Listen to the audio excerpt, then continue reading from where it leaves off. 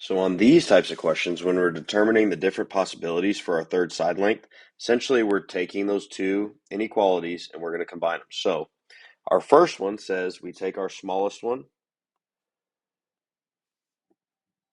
which is 12 in this case, and add x to it. And we say that those have to be bigger than our third side. The other situation we have is adding those two sides up and saying that it has to be bigger than x. So we can work these two situations down. We subtract 12, and x has to be greater than 12.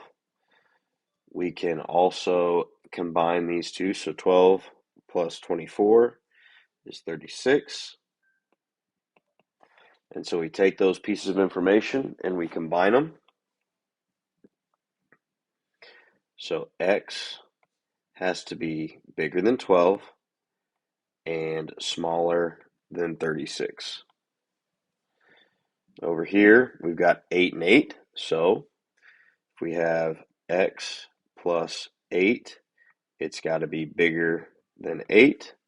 We've also got to be able to say that 8 plus 8 is bigger than x. So if we work these down, subtract 8, so x has to be greater than 0, which shouldn't be too hard for it to be a side, and then 16, okay? So we can combine these two. X has to be between 0 and 16. Over here on the top right, we've got 38 plus x has to be greater than 62.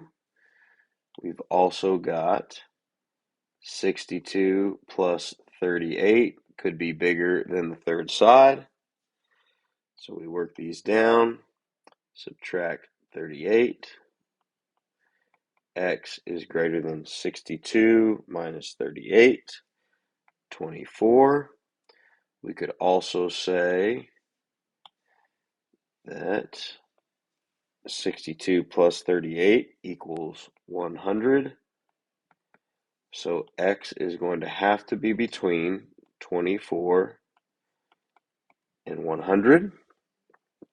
And then our final situation, we've got 17 plus x has to be greater than 27, or 27 plus 17 have to be greater than x. So we take our 17 and subtract it over. X has to be bigger than 10. Over here, combine like terms, 27 plus 17 equals 44. So x must be between 10 and 44.